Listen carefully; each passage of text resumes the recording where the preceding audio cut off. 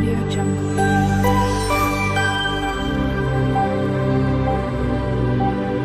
Audio Jungle. Hello everyone, જય શ્રી કૃષ્ણ. મારી ચેનલમાં તમારું સ્વાગત છે. આજે હું સાઉથ ઇન્ડિયન ડીશ સાંભારની રેસીપી શેર કરવાની છું. આ રેસીપી કોઈપણ ઝંઝટ વગર એકદમ સરળ રીતે ઝડપથી તૈયાર થઈ જાય છે. આ સાંભારને ખાવાની અસલી મજા ઇડલી, ઢોસા, મેંદુવડામાં નાખીને જ આવે છે. આ રીતે તમારો સાંભાર કુકરમાં ઇન્સ્ટન્ટ રીતે અને પરફેક્ટ માપ સાથે સુપર ટેસ્ટી બનશે. ચેનલ પર નવા હોવ તો જરૂરથી ચેનલ સબસ્ક્રાઈબ કરજો, જેથી મારા દરેક વિડીયોનું નોટિફિકેશન તમારા સુધી પહોંચશે.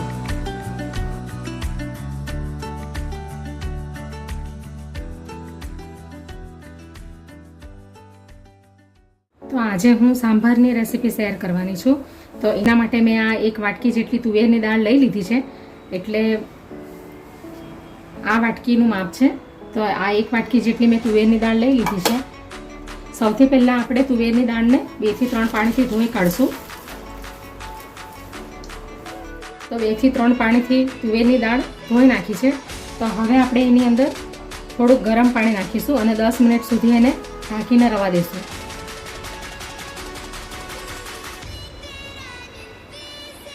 તો ગરમ પાણી નાખવાનું કારણ એ જ છે કે દાળ જલ્દીથી પલળી જાય અને પછી આપણે એને ઉપયોગમાં લેશું. તો 10 મિનિટ સુધી આપણે એને પલળવા દઈશું. તુવેરની દાળ પલળે એટલી વારમાં આપણે બાકીના ઇન્ગ્રેડિયન્ટ્સ જોઈ લઈએ. તો એના માટે સાંભારની અંદર નાખવા માટે મેં આ એક મોટો કાંદો લઈ લીધો છે, જેને મેં મોટો સમારી લીધો છે. અને આ એક નાનું બટાકું લીધું છે, એને પણ મેં કાપી લીધું છે. અને આ સરગવાની સિંગ લીધી છે. અને એક રીંગણ લીધું છે મેં અંદર નાખવા માટે. અને આ પમ્પકિન છે, એટલે કે કોળું લીધું છે. અને 2 ટામેટાં લીધા છે, જેને મેં બધાને સમારી લીધું છે. અને એની અંદર નાખવા માટે આ આદુ મરચાંની પેસ્ટ અને આ ચોપ કરેલા લસણ છે અને કડી પત્તા છે. અને 1 ચમચી ધાણા જીરું છે, સ્વાદ અનુસાર મીઠું છે. અને લાલ અને કાશ્મીરી લાલ મરચું છે. અને હળદર છે 1 ચમચી. અને એની અંદર નાખવા માટે આ સાંભાર મસાલો છે રેડીમેડ. તો હવે આપણે સાંભાર બનાવવાનું ચાલુ કરીએ. સૌથી પહેલાં મેં આ ગેસ ઉપર કુકર મૂકી દીધું છે. તો હવે આપણે એની અંદર 1 મોટા ચમચા જેટલું ઓઇલ નાખીશું. 1 ચમચી જેટલી આપણે અંદર રાઈ નાખીશું. અડધી પોણી ચમચી આપણે અંદર જીરું નાખીશું. અને અડધી ચમચી આપણે મેથીના દાણા નાખીશું. હવે અડધી ચમચી આપણે અંદર હિંગ નાખીશું, કડી પત્તા અને આ ચોપ કરેલા લસણ.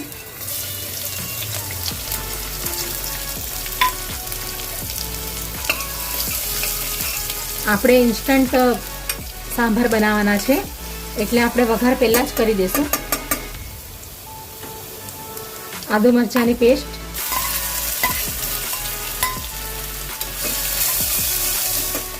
હવે આપણે આ કાંદા નાખીશું અંદર.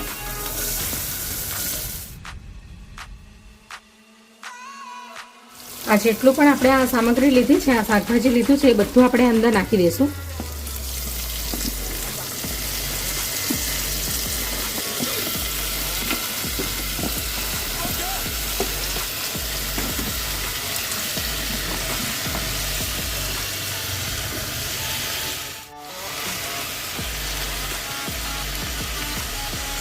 વેંગણને પણ આપણે ઝીણું સમારીને નાખી દઈશું અંદર.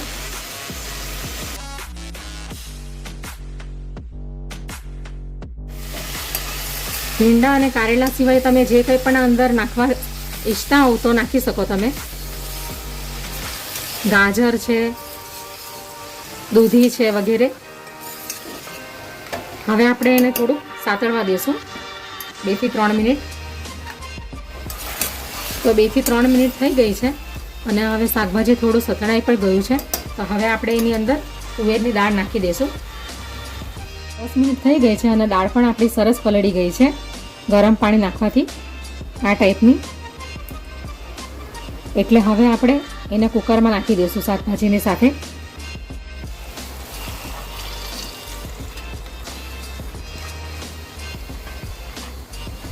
દાળને પહેલાંથી પલાળવાનું કારણ એ જ છે કે શાકભાજીની સાથે બરાબર મેલ્ટ થઈ જાય. હવે જે આ મસાલા લીધા છે એ આપણે અંદર બધા નાખી દઈશું. અને સાંભાર મસાલો આપણે છેલ્લે નાખીશું. હવે આપણે મિક્સ કરી લઈશું બરાબર.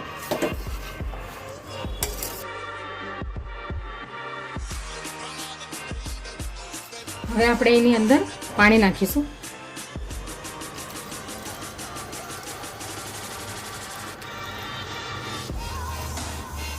તો આપણે એની અંદર 1.5 ગ્લાસ જેટલું પાણી ઉમેરી દઈશું.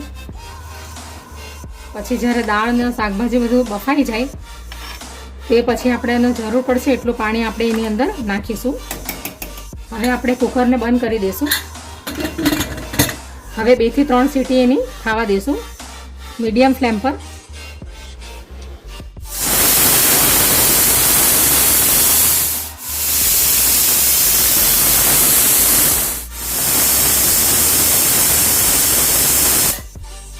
તો હવે 2 થી 3 સીટી થઈ ગઈ છે. તો હવે આપણે ગેસ બંધ કરી દઈએ અને કુકરને ઠંડુ પડવા દઈશું. તો હવે આપણે જોઈ લઈએ.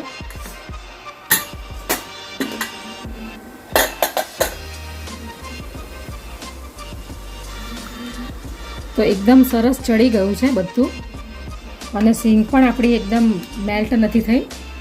સિંગ પણ આપણી આખી જ છે.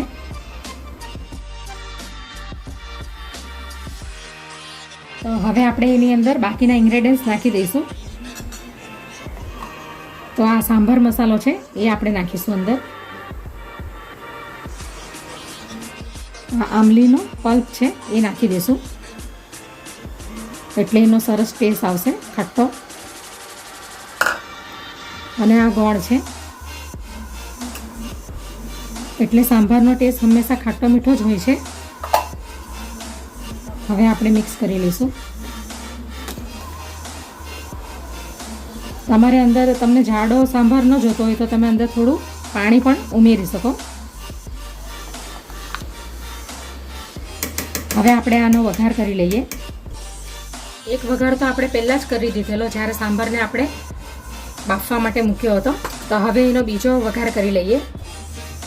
તો 1 ચમચી જેટલું ઓઇલ નાખી દીધું છે કડાઈમાં. હવે એની અંદર આપણે રાઈ જીરું ને બધું કશું નથી નાખવાનું. આપણે આ કઢી પત્તા નાખીશું. કઢી પત્તાથી એનો ટેસ્ટ એકદમ સરસ આવશે. અને આ લાલ મરચાં નાખીશું. બીજું આપણે કશું નથી નાખવાનું. બસ આ ખાલી 2 વસ્તુ જ નાખવાની છે, કઢી પત્તા અને લાલ મરચાં સૂકા. કારણ કે બાકીના જેટલા બી ઇન્ગ્રેડિયન્ટ્સ હતા એ બધા આપણે કુકરમાં પહેલાંથી જ નાખી દીધા હતા.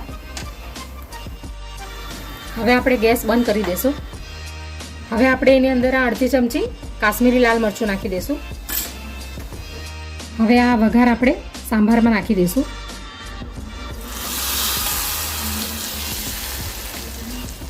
હવે આપણે એની ઉપર ધાણા નાખી દઈશું લીલા. આ કઢી પત્તા અને સૂકા મરચાંનો વઘાર એટલા માટે કર્યો કાશ્મીરી લાલ મરચુંની સાથે કે આપણા સાંભારનો કલર એકદમ સરસ આવશે.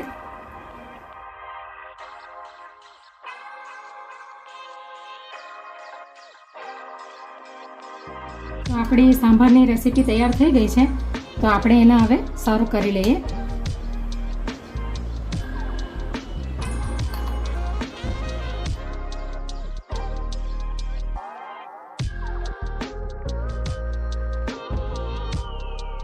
તૈયાર છે આપણો સાંભાર, જેને ઇડલી અને ઢોસા સાથે અને મેંદુવડા સાથે પણ આપણે ખાઈ શકીએ. જેને એકદમ ઇઝી રીતથી બનાવ્યો છે. આપણે એને ભાતની સાથે પણ ખાઈ શકીએ.